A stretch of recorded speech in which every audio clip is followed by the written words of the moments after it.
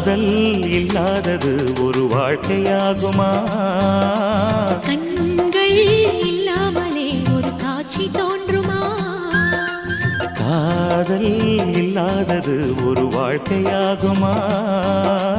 கண்கள் இல்லாமலே ஒரு காட்சி தோன்றுமா? பெண்ணை தொடாதது ஒரு பெருமையாகுமா? முத்தம் சிந்தாமலே அது முழுமையாகுமா?